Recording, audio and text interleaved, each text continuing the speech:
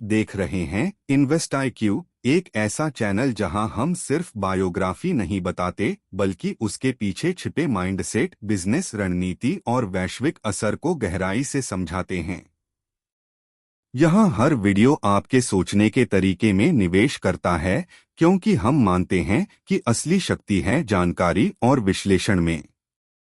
आज की वीडियो में हम बात करने जा रहे हैं चीन के उस शैडो गेम की, जहां वो हथियारों से नहीं बल्कि कर्ज से देशों को जीत रहा है। चीन का बेल्ट एंड रोड इनिशिएटिव एक ऐसा अंतर्राष्ट्रीय जाल है जिसमें श्रीलंका, पाकिस्तान, अफ्रीकी देशों से लेकर लैटिन अमेरिका तक के देश फंस चुके हैं। चीन उन्हें बुनियादी ढांचा बनाने का लालच देता है, फिर इतना कर्ज लादा जाता है कि देश अपने ही प्रोजेक्ट के मालिक नहीं रहते।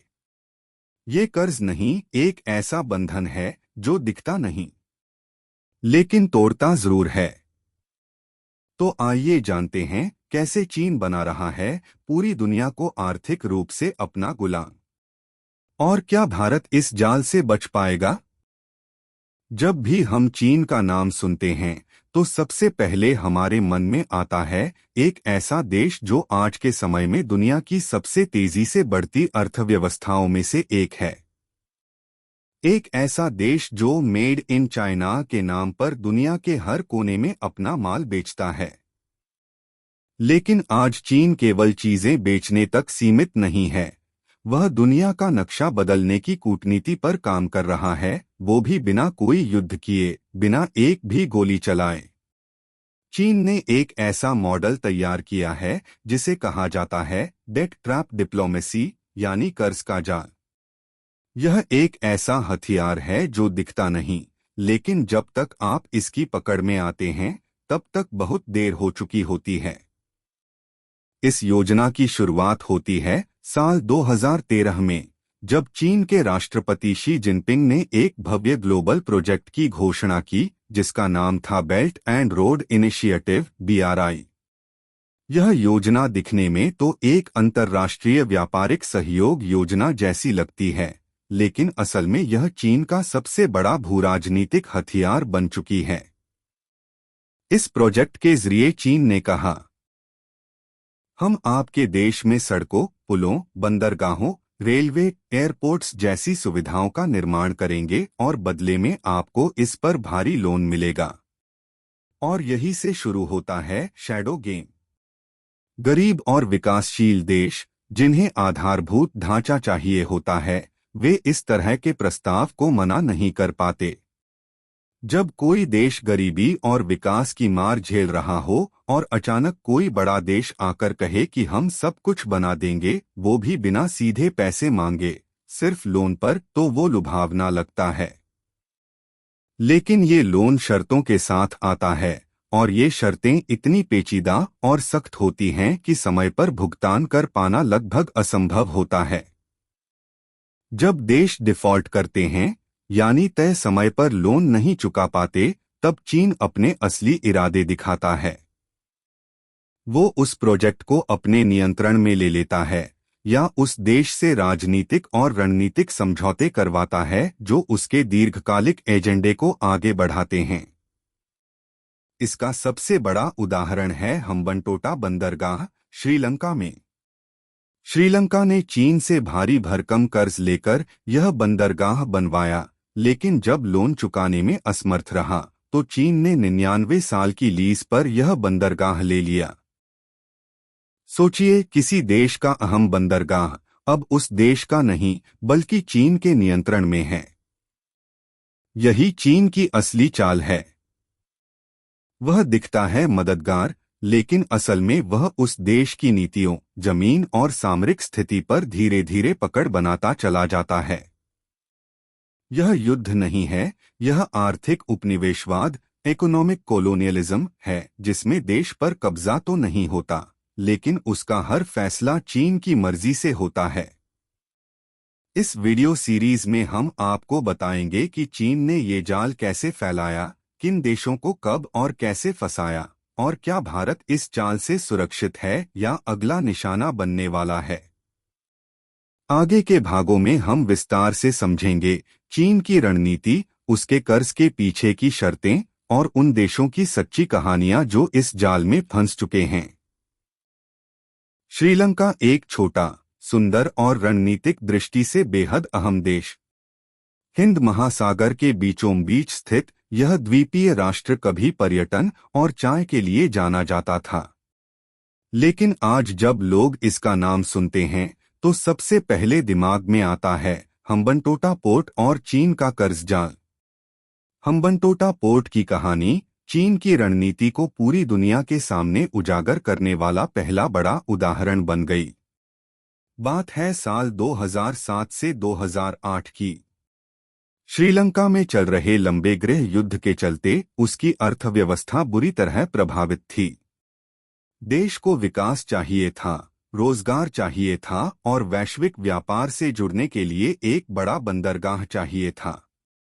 सरकार की नजर पड़ी हम्बनटोटा पर, एक ऐसा क्षेत्र जो भौगोलिक रूप से महत्वपूर्ण था लेकिन अभी तक अछूता।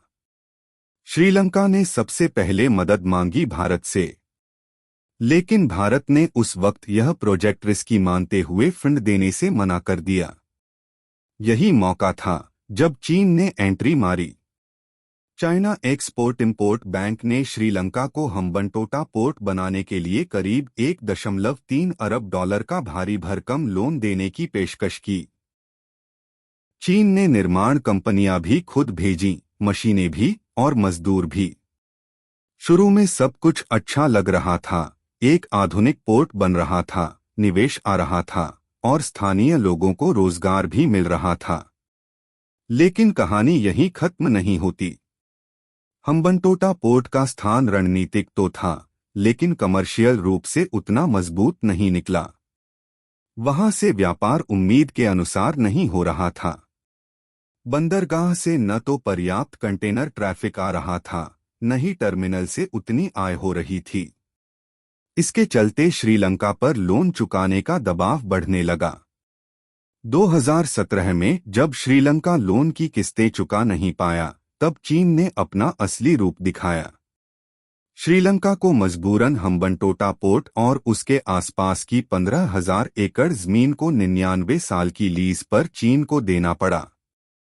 यानी अब बंदरगाह की मालिकाना हक श्रीलंका के पास नहीं रही, बल्कि चीन के पास चली गई।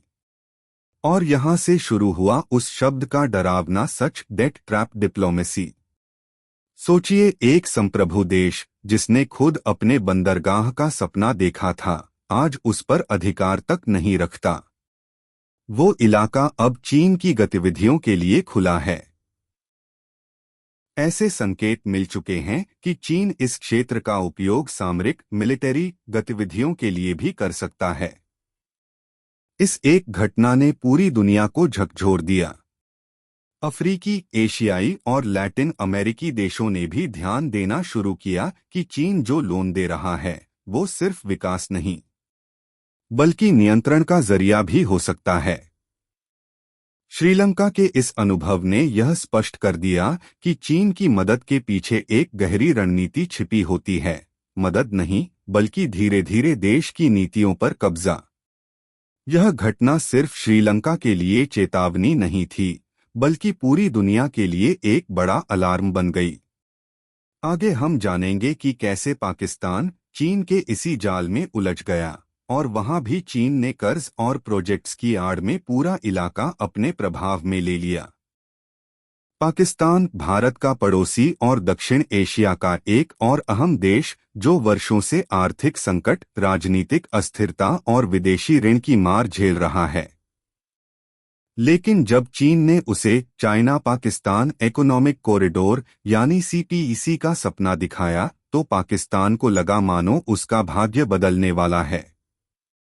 CPEC, जो कि बेल्ट एंड रोड इनिशिएटिव का एक हिस्सा है, उसे 62 अरब डॉलर के निवेश का वादा मिला, सड़कों, रेल लाइनों, हाइड्रो प्रोजेक्ट्स और सबसे महत्वपूर्ण ग्वादर पोर्ट के निर्माण के लिए। शुरुआत में ये सब एक सुनहरा सपना लगा। पाकिस्तान की सरकार ने इसे गेम चेंजर कहा। ग्वादर पोर्ट, जो बलूचिस्तान में स्थित है, उसे चीन ने अफ्रीका, मध्य एशिया और मध्य पूर्व तक सीधी पहुंच के रूप में देखा। यह बंदरगाह रणनीतिक दृष्टि से बेहद अहम था, न केवल व्यापार के लिए बल्कि सामरिक दृष्टिकोण से भी। चीन ने निर्माण, ऑपरेशन और सुरक्षा सब कुछ अपने हाथ में लिया। लेकिन इस खेल का असली पहलू तब सामने आया जब पाकिस्तान पर चीनी ऋण का दबाव बढ़ने लगा। सीपीईसी के प्रोजेक्ट्स चीन के पैसे से चल रहे थे, लेकिन शर्तें पाकिस्तान के लिए नुकसानदायक थीं।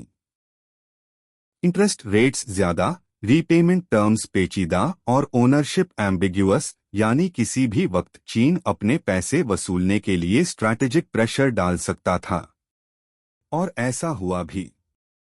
ग्वादर पोर्ट का पूरा ऑपरेशनल कंट्रोल चीन को सौंप दिया गया, वो भी 40 साल की लीज पर। यानी एक ऐसा क्षेत्र जिसे पाकिस्तान अपना विकास केंद्र समझ रहा था, अब पूरी तरह चीन के आर्थिक और सामरिक हितों के लिए उपयोग में आ रहा था। स्थानीय जनता, खासकर बलूचिस्तान के लोग, इस पोर्ट और सीपीईसी के खिलाफ सड़कों पर उतर आए।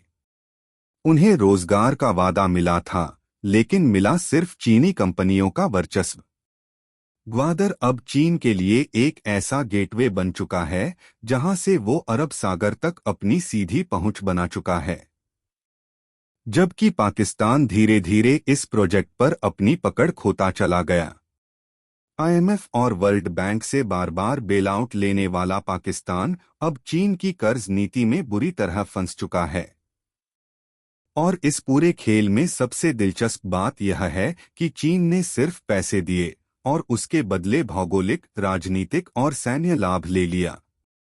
पाकिस्तान ने सॉवरेंटी को धीरे धीरे गिरवी रख दिया, और वो भी अपने ही विकास के नाम पर।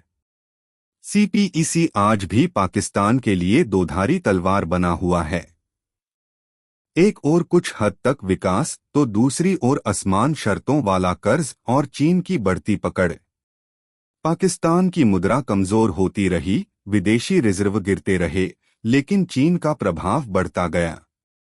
अब सवाल उठता है, क्या पाकिस्तान इस जाल से बाहर निकल पाएगा? या फिर आने वाले वर्षों में यह चीन की एक और उपनिवेश जैसी स्थिति बन जाएगी? इस भाग में आपने देखा कि कैसे एक रणनीतिक बंदरगाह कर्ज के बदले दूसरे देश के नियंत्रण में चला जाता है। आगे के भाग में हम जानेंगे कैसे चीन अफ्रीका में कर्ज की आड़ में कर रहा है संसाधनों और जमीन का अधिग्रहण, और क्या यह नया इकोनॉमिक कोलोनियलिज्म है। जब दुनिया की बड़ी आर्थिक शक्तियां अफ्रीका को अनदेखा कर रही थीं, तब चीन ने वहां एक सुनहरा मौका देखा। एक ऐसा महाद्वीप जहां कच्चे संसाधन प्रचुर मात्रा में थे, पर आधारभूत ढांचा बेहद कमजोर। अफ्रीकी देशों को सड़कों, बिजली, रेल और पानी जैसी बुनियादी जरूरतों के लिए बड़े निवेश की दरकार थी, और यहीं से चीन ने अपने कर्ज का खेल शुरू किया। चीन ने न केवल निवेश के नाम पर अरबों डॉलर अफ्रीका में डाले, बल्कि ऐसे अनुबंधों पर हस्ताक्षर करवाए जो एक तरफा और चीन के हित में थे। सबसे पहले अगर हम बात करें ज़ाम्बिया की, तो यह देश अपने तांबे के लिए जाना जाता है। चीन ने यहां कई खनन प्रोजेक्ट्स में भारी निवेश किया, लेकिन साथ ही ज़ाम्बिया सरकार को इतने बड़े कर्ज में डुबो दिया कि अब उसके कई खनिज स्रोतों और हवाई अड्डों तक का संचालन चीनी कंपनियों के हाथों में है।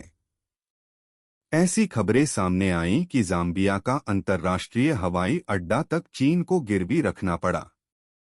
सरकार ने इन खबरों का खंडन किया, पर विशेषज्ञों और स्थानीय लोगों का कहना था, देश की संप्रभुता पर खतरा मंडरा रहा है। केन्या की बात करें तो चीन ने वहां की राजधानी नैरोबी से बंदरगाह शहर मोम्बासा तक की रेलवे लाइन के निर्माण के लिए लगभग 3.6 अरब डॉलर का लोन दिया। यह project standard gauge railway (SGR) कहलाया। शुरुआत में यह अफ्रीका के लिए एक आधुनिक रेल नेटवर्क जैसा दिखा, पर जब केन्या कर्ज नहीं चुका पाया, तो मोम्बासा पोर्ट पर कब्जे की आशंका उठने लगी। यानी फिर वही कहानी, इंफ्रास्ट्रक्चर का सपना और उसके पीछे छिपा कर्ज का शिकंजा। एथियोपिया, अंगोला, घाना, सूडान, इन सभी देशों में चीन ने स्कूल, अस्पताल, बांध और सड़कें बनाई हैं, लेकिन शर्तें ऐसी रखीं कि स्थानीय सरकारें हमेशा ऋण के नीचे दबी रहीं। कर्ज की रकम में पारदर्शिता की कमी, चीन की कंपनियों को ठेके में प्राथमिकता और भुगतान न होने पर संपत्तियों को कब्जे में लेना, यह सब अब एक पैटर्न बन चुका है। चीन सिर्फ पैसा नहीं दे रहा, वह अपने लोगों को भी भेज रहा है। चीनी कंपनियों के कर्मचारी स्थानीय लोगों की जगह काम करते हैं, जिससे स्थानीय बेरोजगारी की समस्या और बढ़ गई। इसके अलावा कई देशों में रिपोर्टें सामने आई हैं कि चीनी परियोजनाओं में पर्यावरण नियमों की अनदेखी की गई, जिससे जंगल, नदियां और आदिवासी जमीनें प्रभावित हुईं। आर्थिक मोर्चे पर देखा जाए तो अफ्रीका का चीन पर निर्भरता तेजी से बढ़ी है। लगभग 50 से ज्यादा अफ्रीकी देशों पर चीन का प्रत्यक्ष या अप्रत्यक्ष कर्ज है। इन कर्जों की रीपेमेंट टर्म्स अक्सर गोपनीय होती हैं, जिससे ये नहीं पता चलता कि किसी देश ने क्या गिरवी रखा है। लेकिन जब उन देशों के संसाधनों पर धीरे धीरे चीन की पकड़ दिखने लगती है, तो सब साफ हो जाता है। अब अफ्रीका में विरोध की आवाजें भी तेज होने लगी हैं। कुछ देशों में स्थानीय लोग चीनी प्रोजेक्ट्स के खिलाफ प्रदर्शन कर रहे हैं। लेकिन तब तक कई सरकारें पहले ही अपने देशों की संपत्तियां समझौतों में समर्पित कर चुकी होती हैं। चीन का कर्ज जाल केवल एशिया और अफ्रीका तक ही सीमित नहीं है। उसने चुपचाप दुनिया के उन हिस्सों में भी अपने पांव पसार लिए हैं जहां वैश्विक मीडिया की नजर बहुत कम जाती है, जैसे दक्षिण प्रशांत के द्वीप देश, कैरेबियन और लैटिन अमेरिका। ये वे क्षेत्र हैं जहां देश छोटे हैं, संसाधन सीमित हैं और विदेशी निवेश को लेकर बेहद आश्रित रहते हैं। चीन ने इस कमजोरी को अवसर में बदला और वहां भी अपनी आर्थिक कूटनीति का विस्तार कर दिया। दक्षिण प्रशांत के देश जैसे कि वेनुआतू, फिजी, टोंगा और समोआ, इनका आकार भले ही छोटा हो, लेकिन समुद्र में इनकी स्थिति बेहद रणनीतिक है। चीन ने यहां पर बड़े होटल, स्टेडियम, सरकारी भवन और यहां तक कि संसद भवन तक बना डाले, और वो भी भारी कर्ज पर। टोंगा, एक छोटा सा द्वीप राष्ट्र, चीन से इतना कर्ज ले चुका है कि उसकी जीडीपी का लगभग 40% हिस्सा सिर्फ कर्ज चुकाने में चला जाता है। और ये सब ऐसे समय में जब इन देशों की अर्थव्यवस्था पूरी तरह पर्यटन और मछली पालन जैसी सीमित गतिविधियों पर निर्भर है। चिंता तब और बढ़ गई जब ऐसी खबरें आने लगीं कि चीन कुछ द्वीपों पर सैन्य अड्डे बनाने में भी रुचि दिखा रहा है। हालांकि इन देशों की सरकारों ने इसे खारिज किया, पर विशेषज्ञ मानते हैं कि अगर चीन आर्थिक नियंत्रण बनाए रखता है तो भविष्य में सामरिक नियंत्रण की संभावनाएं भी नकारा नहीं जा सकती। अब बात करें लैटिन अमेरिका की। यहाँ पर भी चीन ने ब्राजील, इक्वाडोर, वेनेजुएला और बोलीविया जैसे देशों में खनन, तेल, बांध और हाईवे प्रोजेक्ट्स के नाम पर अरबों डॉलर का निवेश किया है। लेकिन यह निवेश बिना मुनाफे के नहीं आता। इक्वाडोर ने चीन से इतना कर्ज लिया कि उसे बदले में अपने कच्चे तेल का एक बड़ा हिस्सा चीनी कंपनियों को सस्ती दरों पर देना पड़ा। यानी तेल, जो इक्वाडोर की सबसे बड़ी प्राकृतिक संपत्ति है, उस पर अब चीन का नियंत्रण बढ़ता जा रहा है। इसी तरह वेनेजुएला, जो पहले से ही आर्थिक और राजनीतिक संकट से जूझ रहा है, चीन से कई अरब डॉलर का कर्ज ले चुका है। ये कर्ज अक्सर ओपेक कॉन्ट्रैक्ट्स के तहत दिए गए हैं, जिनकी शर्तें ना जनता को पता हैं, ना संसद को। और जब सरकारें बदलती हैं, तो नई सरकारों को पता चलता है कि देश की संपत्तियां पहले ही गिरवी रख दी गई हैं। इन सभी उदाहरणों में एक बात कॉमन है, चीन का निवेश कहीं न कहीं कर्ज के रूप में आता है, और फिर धीरे धीरे वह देश की नीतियों, संसाधनों और सामरिक स्वतंत्रता पर प्रभाव डालने लगता है। यह सब एकदम चुपचाप, बिना शोर के होता है, और यही इसे और खतरनाक बनाता है। वैश्विक स्तर पर यह रणनीति चीन को सिर्फ आर्थिक लाभ ही नहीं देती, बल्कि उसे संयुक्त राष्ट्र जैसे मंचों पर समर्थन भी दिलवाती है। कई छोटे देश जो चीन से आर्थिक रूप से जुड़े हैं अक्सर वैश्विक वोटिंग में चीन के पक्ष में खड़े दिखते हैं और यह चीन की अंतर्राष्ट्रीय कूटनीति को मजबूती देता है। अब तक हमने देखा कि चीन दुनिया भर में कैसे अपने कर्ज के जाल को फैला रहा है, लेकिन अब सवाल उठता है, आखिर चीन को इस सब से मिलता क्या है? वह देश जो पहले ही दुनिया की दूसरी सबसे बड़ी अर्थव्यवस्था बन चुका है, वह क्यों इतने जोखिम भरे निवेश कर रहा है? असल में चीन की ये रणनीति केवल पैसों की नहीं है, यह एक दीर्घकालिक भूराजनीतिक योजना है जो दुनिया में उसकी पकड़ मजबूत करती जा रही है। सबसे पहला और स्पष्ट फायदा है रणनीतिक नियंत्रण। जब चीन किसी देश में बंदरगाह, एयरपोर्ट या रेलवे बनाता है और उस पर कर्ज के बदले नियंत्रण हासिल करता है, तो उसे उस क्षेत्र में भौगोलिक और सैन्य लाभ मिलता है। उदाहरण के लिए, श्रीलंका का हम्बनटोटा पोर्ट हिंद महासागर के एक बेहद अहम स्थान पर है। अगर चीन चाहे तो इस पोर्ट का इस्तेमाल भविष्य में नौसैनिक गतिविधियों के लिए कर सकता है। ऐसे ही अफ्रीका और प्रशांत द्वीपों में चीन की मौजूदगी उसे अमेरिका और पश्चिमी देशों की निगरानी करने की क्षमता देती है। दूसरा फायदा है राजनीतिक समर्थन। जब कोई देश आर्थिक रूप से चीन पर निर्भर हो जाता है, तो अंतर्राष्ट्रीय मंचों पर वह चीन के खिलाफ खड़ा होने की हिम्मत नहीं करता। संयुक्त राष्ट्र, WTO और WHO जैसे मंचों पर कई छोटे और गरीब देश जो चीन से कर्ज ले चुके हैं, अक्सर उसके समर्थन में वोट करते हैं। इससे चीन को वैश्विक नीतियों में मनमाफिक फैसले करवाने में सहायता मिलती है। तीसरा और महत्वपूर्ण फायदा है प्राकृतिक संसाधनों पर पकड़। चीन जानता है कि भविष्य की लड़ाइयां तेल, गैस, पानी और खनिजों के लिए होंगी।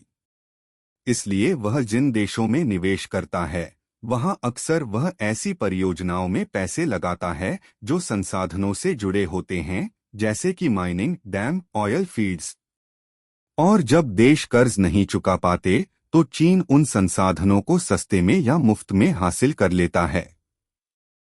एक और अहम पहलू है बाजार का विस्तार। चीन के पास बड़ी मात्रा में वस्तुओं और सेवाओं का उत्पादन होता है, लेकिन घरेलू मांग सीमित है। इसलिए उसे अपने प्रोडक्ट्स बेचने के लिए नए बाजार चाहिए।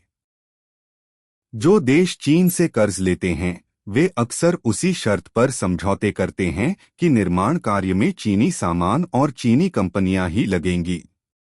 इससे चीन की अर्थव्यवस्था को दोहरा लाभ होता है, निवेश भी उसका, मुनाफा भी उसी का। और आखिरी पर सबसे खतरनाक बात है विचारधारा का प्रसार। चीन केवल व्यापार नहीं फैला रहा, वह अपने शासन मॉडल को भी दुनिया में स्थापित करने की कोशिश कर रहा है। जब कोई देश चीन से बार बार मदद लेता है, तो धीरे धीरे उसकी नीतियां भी वैसी ही बनने लगती हैं, जहां पारदर्शिता नहीं होती, जवाबदेही कम होती है और सत्ता केंद्रित रहती है। यह एक सॉफ्ट पावर का इस्तेमाल है, जिसमें दिखता कुछ है और होता कुछ और। कुल मिलाकर देखा जाए तो चीन की ये कर्ज नीति कोई साधारण आर्थिक रणनीति नहीं है। यह एक सधे हुए वैश्विक नियंत्रण का तरीका है, जिसमें विकास का वादा होता है, लेकिन बदले में संप्रभुता की कीमत चुकानी पड़ती है। यह एक धीमी लेकिन बेहद असरदार प्रक्रिया है। जब चीन ने दुनिया के देशों को अरबों डॉलर के कर्ज देना शुरू किया, तब बहुत से लोगों को यह एक सकारात्मक कदम लगा। ऐसा लगा कि चीन वैश्विक विकास में मदद करना चाहता है। लेकिन जैसे जैसे समय बीता और एक एक करके श्रीलंका, पाकिस्तान, जाम्बिया, केन्या और अन्य देशों की सॉवरेंटी पर सवाल उठने लगे, तब दुनिया की बड़ी ताकतों ने इसे गंभीरता से लेना शुरू किया। अमेरिका सबसे पहले ऐसे देशों में शामिल था जिसने चीन की रणनीति को डेट ट्रैप डिप्लोमेसी कहा। अमेरिकी नेताओं और थिंक टैंक्स ने आरोप लगाया कि चीन उन देशों को जानबूझकर कर्ज में फंसा रहा है, जिनकी रीपेमेंट कैपेसिटी सीमित है। अमेरिका ने इस मॉडल को एक स्ट्रैटेजिक एम्बुश कहा, जिसमें मदद के नाम पर गुलामी थोपी जाती है। इसके जवाब में अमेरिका ने ब्लू डॉट नेटवर्क जैसी योजनाओं का प्रस्ताव रखा, जो पारदर्शी और टिकाऊ निवेश के लिए बनाए गए एक वैश्विक साझेदारी मॉडल हैं। वहीं जापान, जो खुद भी एक बड़ी निवेश शक्ति है, उसने चीन के BRI के जवाब में पार्टनरशिप फॉर क्वालिटी इंफ्रास्ट्रक्चर नाम की योजना शुरू की। जापान ने साफ कहा कि वह कर्ज देने के साथ साथ रिसिपिएंट देशों की आर्थिक क्षमता, पर्यावरणीय प्रभाव और सामाजिक जरूरतों का भी ध्यान रखेगा। जापान की यह पहल भारत और दक्षिण पूर्व एशियाई देशों के साथ मिलकर आगे बढ़ रही है। यूरोपीय यूनियन ने भी इस मामले में चीन की कड़ी आलोचना की है। EU का कहना है कि चीन का निवेश अक्सर पारदर्शिता और मानवाधिकार के मानकों पर खरा नहीं उतरता। 2021 में यूरोपीय संघ ने एक नई योजना लॉन्च की, ग्लोबल गेटवे, जिसका उद्देश्य विकासशील देशों में सस्टेनेबल और डेमोक्रेटिक वैल्यूज के तहत इंफ्रास्ट्रक्चर निर्माण करना है। भारत ने भी इस विषय पर शुरू से ही सख्त रुख अपनाया है। भारत ने साफ कहा है कि वह ऐसे किसी भी प्रोजेक्ट का समर्थन नहीं करेगा जो किसी देश की संप्रभुता का उल्लंघन करे। भारत ने चीन पाकिस्तान इकोनॉमिक कॉरिडोर CPEC का विरोध किया, क्योंकि वह पाकिस्तान अधिकृत कश्मीर से होकर गुजरता है। साथ ही भारत ने एक्ट ईस्ट पॉलिसी और नेबरहुड फर्स्ट पॉलिसी के तहत अपने पड़ोसी देशों में पारदर्शी और सहायक निवेश को बढ़ावा देना शुरू किया। अब अमेरिका, जापान, भारत और EU ये सभी मिलकर चीन के BRI के विकल्प तैयार करने की कोशिश कर रहे हैं, ताकि विकासशील देशों के पास सिर्फ एक विकल्प न रहे। वे चाहते हैं कि देश चीन के कर्ज जाल से बच सकें और अपनी आर्थिक नीतियों पर स्वतंत्र रूप से काम कर सकें। इसके साथ साथ अंतर्राष्ट्रीय संस्थाएं जैसे कि IMF और वर्ल्ड बैंक भी अब चीन की लोन पॉलिसी पर सवाल उठा रहे हैं।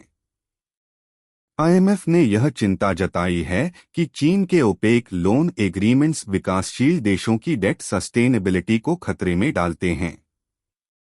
कुछ देशों ने तो IMF से बेल आउट मांगते समय यह तक कहा कि वे चीन के लोन टर्म्स सार्वजनिक नहीं कर सकते, क्योंकि वो कॉन्फिडेंशियलिटी क्लॉजेस से बंधे हैं। इन सब प्रयासों का उद्देश्य सिर्फ चीन को रोकना नहीं है, बल्कि दुनिया को यह दिखाना भी है कि विकास का मतलब गुलामी नहीं हो सकता। देशों को निवेश चाहिए, लेकिन ऐसे निवेश जो दीर्घकालिक विकास के लिए हो, न कि किसी महाशक्ति के जियोपॉलिटिकल एजेंडे को पूरा करने के लिए। जब दुनिया चीन के कर्ज जाल में उलझती चली जा रही थी, भारत ने शुरू से ही स्थिति को अलग नजरिए से देखा। भारत ने महसूस किया कि कर्ज के माध्यम से किसी देश की सॉवरेनिटी को नियंत्रित करना केवल आर्थिक या रणनीतिक सवाल नहीं है, बल्कि यह नैतिकता और भरोसे का भी मुद्दा है। इसीलिए भारत की विदेश नीति ने एक अलग रास्ता अपनाया, जो सहयोग आधारित, पारदर्शी और स्थानीय जरूरतों के अनुकूल है। भारत ने अपनी नेबरहुड फर्स्ट पॉलिसी और एक्ट ईस्ट पॉलिसी के तहत दक्षिण एशियाई और दक्षिण पूर्वी एशियाई देशों के साथ सहयोग बढ़ाया है। भूटान, नेपाल, बांग्लादेश, म्यांमार और मालदीव जैसे देशों के साथ भारत ने न केवल इंफ्रास्ट्रक्चर प्रोजेक्ट्स शुरू किए, बल्कि उन पर स्थानीय श्रमिकों, स्थानीय सामग्री और स्थानीय संस्कृति को प्राथमिकता दी। एक उदाहरण ले भूटान का। भारत ने वहां हाइड्रो पावर प्रोजेक्ट्स में निवेश किया, लेकिन बिना ऐसा कोई अनुबंध बनाए जो देश की नीतियों पर प्रभाव डाले। भूटान को न केवल बिजली उत्पादन में मदद मिली, बल्कि वह ऊर्जा का निर्यातक भी बन गया और भारत उसका सबसे बड़ा खरीदार रहा। यह एक समानता और साझेदारी का उदाहरण है, जहां कोई भी पक्ष दूसरे पर हावी नहीं होता। बांग्लादेश के साथ भारत ने बिजली, सड़क, रेलवे और इंटरनेट कनेक्टिविटी को लेकर बड़े प्रोजेक्ट्स पर काम किया है। इन परियोजनाओं में खास बात यह रही कि भारत ने ग्रांट और आसान शर्तों पर ऋण के जरिए मदद दी, साथ ही बांग्लादेश को निर्णय लेने की पूरी आज़ादी भी दी। यही कारण है कि आज भारत बांग्लादेश के संबंध क्षेत्रीय मॉडल बनते जा रहे हैं। इसके अलावा भारत ने मालदीव में कई इंफ्रास्ट्रक्चर और आधारित परियोजनाएं शुरू की, जिनमें पारदर्शिता और म्यूचुअल कंसेंट को सबसे ऊपर रखा गया। भारत ने एक रणनीति अपनाई, बिल्ड विथ नॉट अबव, यानी साथ मिलकर बनाओ, ऊपर से हावी होकर नहीं। वैश्विक स्तर पर भारत ने अमेरिका, जापान और ऑस्ट्रेलिया के साथ मिलकर क्वाड्रिलेटरल सिक्योरिटी डायलॉग को सक्रिय किया। इस ग्रुप का एक उद्देश्य यह भी है कि इंडो पैसिफिक क्षेत्र में चीन के एक तरफा विस्तार का शांतिपूर्ण और लोकतांत्रिक विकल्प पेश किया जाए।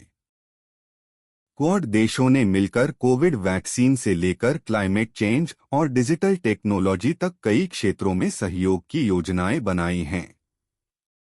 भारत ने international solar alliance, global bioenergy partnership जैसे मंचों के जरिए विकासशील देशों को साथ लाने की कोशिश की, बिना किसी राजनीतिक दबाव के।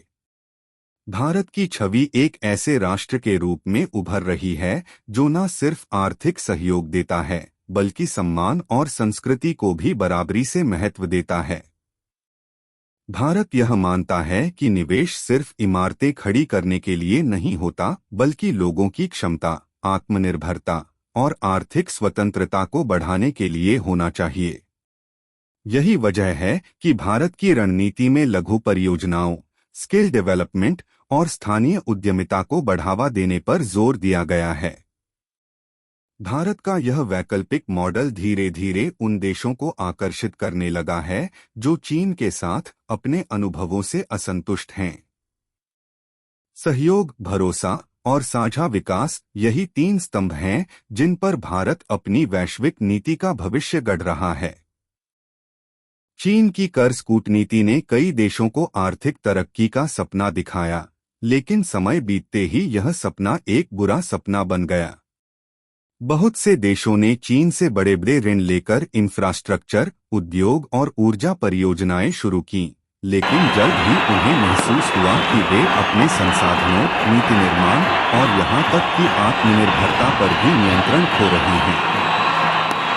सबसे बड़ा उदाहरण है श्रीलंका, जिसने हम्बनटोटा पोर्ट के लिए चीन से भारी कर्ज लिया।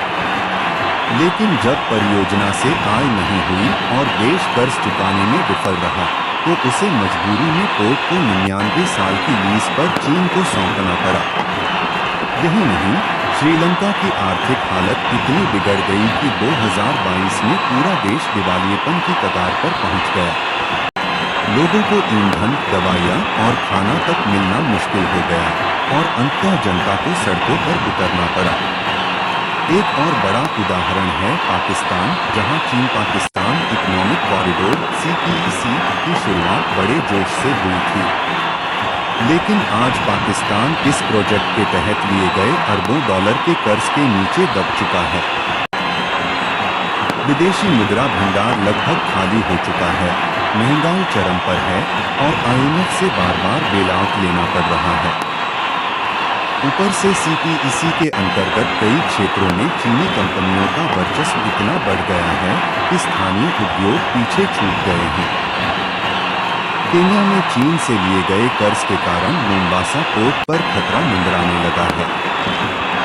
खबरें थीं कि अगर कर्ज न चुकाया गया तो चीन इस पोर्ट पर अधिकार जमा सकता है। इस मुद्दे पर केन्या की जनता और विपक्षी दलों ने सरकार से जवाब तक मांगा। मालदीव, जो भारत का पड़ोसी है, वहां भी चीन के ऋण से बने कई प्रोजेक्ट्स आज फंसे हुए हैं। न केवल रीपेमेंट मुश्किल हो गया है, बल्कि कुछ पुल और इमारतें आज खाली पड़ी हैं, बिना उपयोग के। इससे देश की जनता के बीच नाराजगी बढ़ी और सरकार को अपनी नीतियों पर पुनर्विचार करना पड़ा। इन सब अनुभवों ने कई देशों को सिखा दिया कि हर निवेश मदद नहीं होता। कुछ देश अब इस कर्ज जाल से निकलने की कोशिश भी कर रहे हैं। श्रीलंका ने IMF के साथ डील करके अपनी ऋण नीतियों में पारदर्शिता लाने की पहल की है। पाकिस्तान ने भी चीन से कर्ज की शर्तों में ढील की मांग की है। अफ्रीकी देशों में भी अब स्वर बदल रहे हैं। जैसे जैसे लोगों को समझ में आने लगा कि चीनी निवेश के पीछे असली उद्देश्य क्या था, वहाँ स्थानीय आंदोलन, नागरिक प्रदर्शन और प्रेस की रिपोर्टिंग में बदलाव आया है। मीडिया अब सीधे सवाल पूछ रहा है, क्या हम अपना भविष्य गिरवी रख रहे हैं? कुछ देशों ने चीन से मिलती शर्तों का खुलकर विरोध करना शुरू किया है। वे अब अमेरिका, यूरोपीय यूनियन, भारत या जापान जैसे पारदर्शी निवेशकों की ओर देख रहे हैं, जहां निवेश के साथ स्वतंत्रता भी सुरक्षित रहती है। यह साफ हो चुका है कि चीन की ऋण रणनीति कोई सीधा व्यापार नहीं है। यह एक धीमी मगर गहरी घुसपैठ है, जो एक दिन आपको अपने देश में बाहरी ताकत के आदेशों के अधीन ला सकती है। देश कोई प्रोडक्ट नहीं होते और संप्रभुता कोई सौदे की चीज नहीं। यह सबक अब धीरे धीरे दुनिया के कई हिस्सों में सामने आ रहा है। जब हम शुरू में सुनते हैं कि कोई देश दूसरे देशों को अरबों डॉलर का कर्ज दे रहा है, तो हमें लगता है, क्या बात है, कितना बड़ा दिल है। लेकिन धीरे धीरे जब तस्वीर के पीछे की परतें खुलती हैं, तो समझ आता है कि यह दिल नहीं, एक शातिर दिमाग का खेल है। चीन की कर्ज नीति एक रणनीतिक चाल है, जिसमें मदद की आड़ में धीरे धीरे नियंत्रण, प्रभाव और वर्चस्व स्थापित किया जाता है। श्रीलंका का हम्बनटोटा पोर्ट, पाकिस्तान का ग्वादर, जाम्बिया का खनिज क्षेत्र, केन्या का मोम्बासा पोर्ट, इक्वाडोर का तेल, अफ्रीका की जमीनें, इन सबकी एक ही कहानी है। वादे होते हैं विकास के, लेकिन अंत में होता है समझौता संप्रभुता पर। धीरे धीरे देश अपनी जमीन, नीति और कभी कभी अपनी जनता की आवाज तक खो देते हैं। और यह सब अचानक नहीं होता। चीन की यह नीति धीरे धीरे, बेहद सधे हुए तरीके से काम करती है। पहले वह कर्ज देता है आकर्षक शर्तों के साथ। फिर वह निर्माण करता है अपने ही सामान और मजदूरों से। और जब देश ऋण नहीं चुका पाता, तो वह समझौते करता है, जो असल में सौदेबाजी होती है आत्मनिर्भरता की कीमत पर इस कहानी का सबसे अहम हिस्सा है हमारी समझ और जागरूकता। यह सिर्फ देशों की कहानी नहीं है, यह हर नागरिक की कहानी है। क्योंकि जब किसी देश की अर्थव्यवस्था डूबती है, तो असर उस देश के आम लोगों पर होता है। नौकरियां जाती हैं, महंगाई बढ़ती है, सार्वजनिक सेवाएं रुक जाती हैं और जनता सड़कों पर आ जाती है। इसलिए यह जरूरी है कि दुनिया भर के देश सिर्फ पैसों के झुनझुने से ना बहकें। उन्हें निवेश चाहिए, पर ऐसा जो पारदर्शी हो, टिकाऊ हो और जिसमें सम्मान और भागीदारी हो। सिर्फ कर्ज से कोई देश विकसित नहीं होता। विकास तब होता है जब देश अपने फैसले खुद ले सके और उन्हें थोपा ना जाए। भारत जैसे देश ने यह रास्ता चुना है, जहां वह सहयोग करता है मगर शर्तें नहीं थोपता। यही कारण है कि कई छोटे देश अब भारत की ओर उम्मीद से देख रहे हैं। अमेरिका, जापान, यूरोपीय यूनियन भी अब कर्ज की राजनीति के जवाब में साझेदारी की नीति को बढ़ावा दे रहे हैं। दर्शकों, यह विषय सिर्फ अंतर्राष्ट्रीय राजनीति का हिस्सा नहीं है, यह एक आंख खोलने वाली कहानी है। जब अगली बार आप किसी देश की बड़ी बड़ी परियोजनाओं के पीछे किसी विदेशी झंडे को लहराता देखें, तो सवाल जरूर पूछें, वो झंडा मदद का है या मालिक का? यह वीडियो सिर्फ एक डॉक्यूमेंट्री नहीं है, यह एक चेतावनी है, एक अवलोकन है और एक अपील है कि हम सतर्क रहें, जागरूक रहें और ऐसी नीतियों को समझें जो दूर से चमकदार दिखती हैं लेकिन भीतर से खोखली कर देती हैं। अगर आपको ये वीडियो ज्ञानवर्धक और सोचने पर मजबूर करने वाला लगा हो, तो इसे लाइक जरूर करें, ताकि ऐसी और भी रिसर्च बेस्ड कहानियां आपके पास लगातार पहुंचती रहें।